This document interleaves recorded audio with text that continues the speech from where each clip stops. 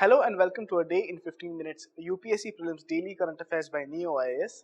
Today is 8th November 2019 and the topics for discussion are India Justice Report of 2019, Financial Stability and Development Council, National Registry of Voluntary Organ Donors, Core Investment Companies, Government e-Marketplace, Documentation Identification Number System.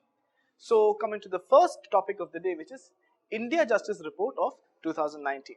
Now, according to the India Justice Report of 2019, which was released by Tata Trust in collaboration with Center for Social Justice, Common Cause and Commonwealth Human Rights Initiative and other few organizations, according to this report, Maharashtra has actually topped the list of states in delivering justice to people, which is followed by Kerala, Tamil Nadu, Punjab and Haryana.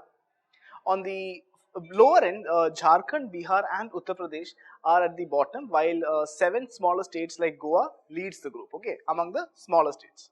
Now, the India Justice Report of 2019 is basically based on publicly available data of different government entities on 4 pillars of justice delivery. Now, these are police, judiciary, prisons and finally legal aid.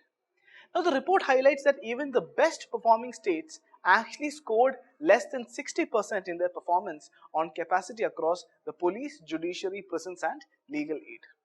Now, one note that you have to keep in mind here is that as per the report, India's per capita expenditure on free legal aid is actually only 75 paise per annum. So that's a very low amount that is being spent.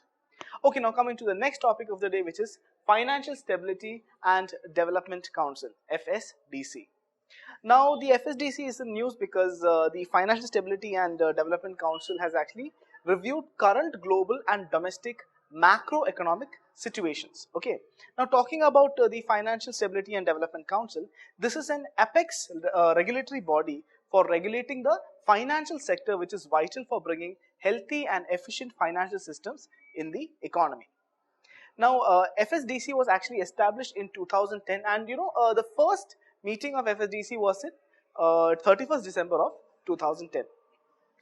Now, FSDC has actually replaced the high-level coordination committee on financial markets, which was initially facilitating the regulatory coordination prior to setting up of FSDC. So, before FSDC, we had the high-level coordination committee on financial markets.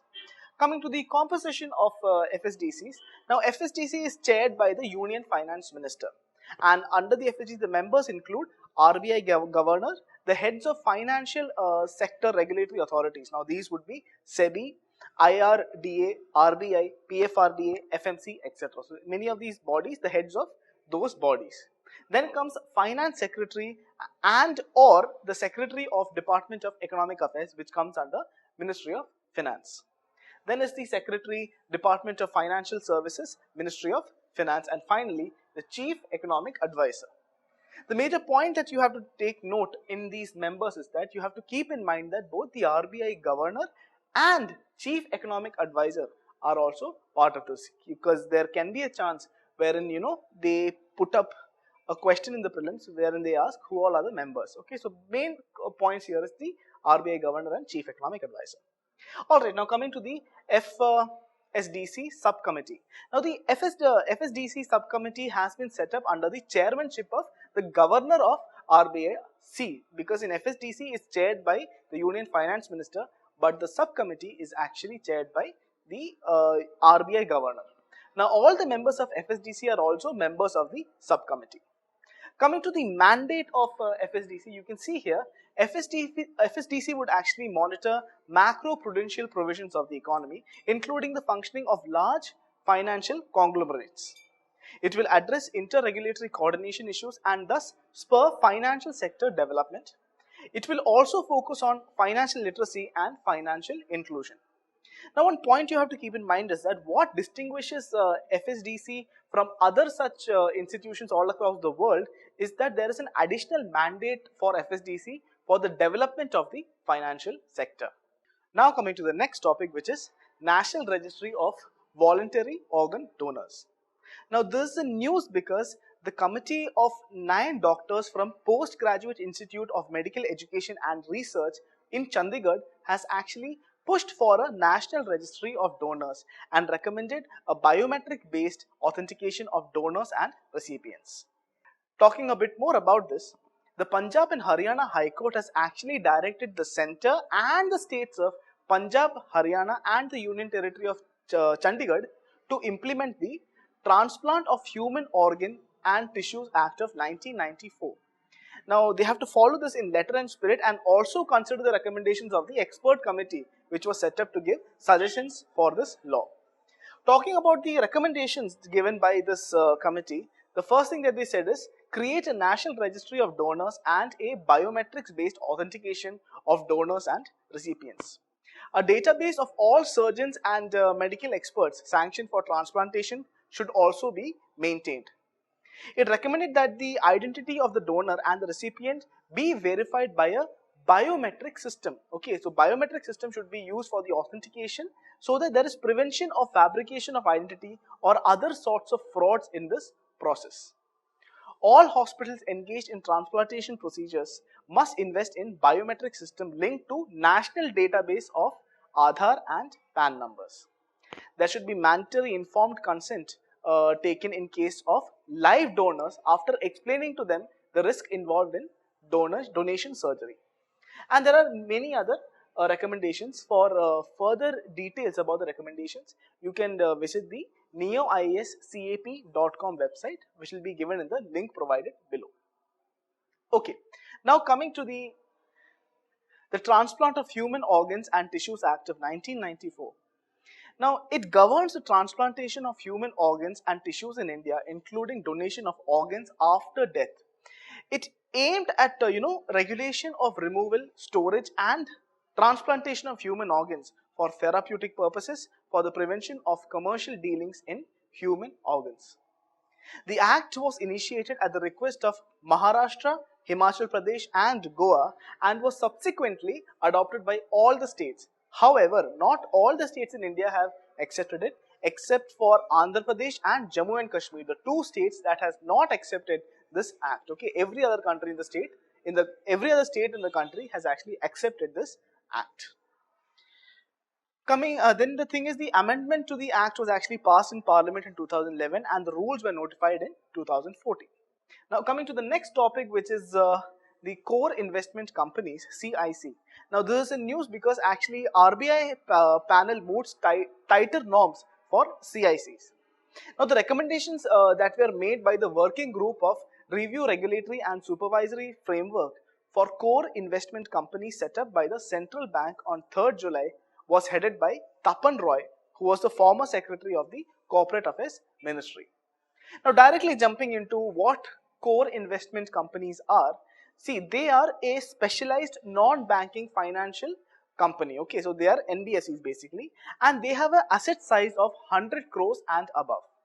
Now their main business is acquisition of shares and securities with certain conditions. Now it holds not less than 90% of its net asset in the form of investment in equity shares, preference shares, bonds, debentures, debt or loans in group companies. So here one thing you need to know, what are group companies? Now group companies basically are an arrangement involving two or more entities related to each other through any of the following relationships. Now that can be subsidiary, joint venture, associate, promoter-promotee, promoter-promotee for listed companies only, and a related party, a common brand name and an investment equity shares of 20% and above. So all of these which comes together, any of the company which is following any of these criteria will come under group companies. Okay. Now it does not trade in investment in shares, bonds, debentures, debt or loans in group companies except through block sale for purpose of dilution or disinvestment. Now, CICs does not carry any other financial activity referred to in the RBI Act of 1934 except for investment in bank deposits, money market instruments, government securities, loans to and investments in debt issuances of group companies or guarantees issued on the behalf of group companies. And finally, what you have to know is it also accepts public fund. Now coming to the next topic, Government e-Marketplace. Now this is in news because the Government e-Marketplace signed an MOU with the Central Bank of India. Now, through this partnership, the Central Bank of India will be able to offer an array of services, and that would include transfer of funds from GEM pool accounts GPA, advising of electronic performance bank guarantees, and earnest money deposit to the registered users on the portal. Integration for payments and various banking services is one of the priorities for GEM towards the goal of paperless, contactless, and cashless system. GEM has already signed MOU with 18 public sector and private banks to enable this. Now, Government e-Marketplace is now going to onboard self-help groups and artisan clusters on GEM. Now, coming and talking about GEM, GEM basically is an initiative of Government of India which offers a one-stop platform for facilitating online procurement of goods and services by central and state government organizations. GEM provides tools for direct purchase, bidding, and reverse auction for ensuring transparent and efficient procurement.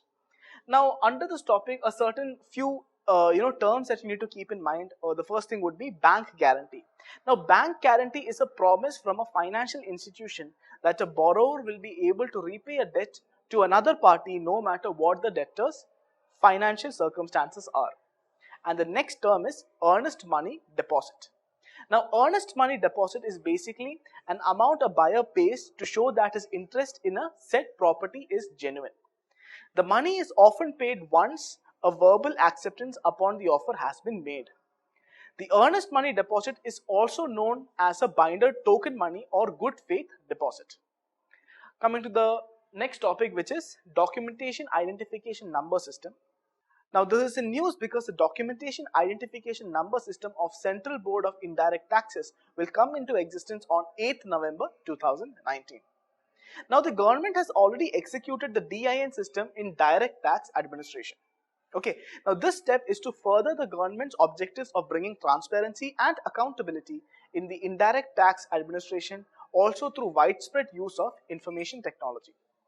From now onwards, any communication from GST or Customs or Central Excise Department without a computer-generated DIN would be treated invalid. It would also provide the taxpayer a digital facility to verify any communications.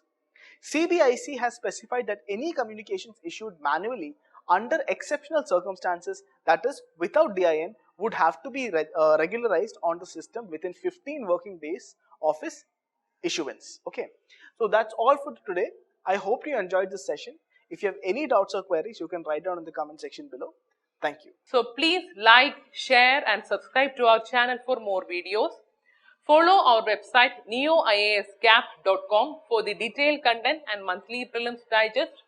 Also join our current affairs exclusive test series through the website.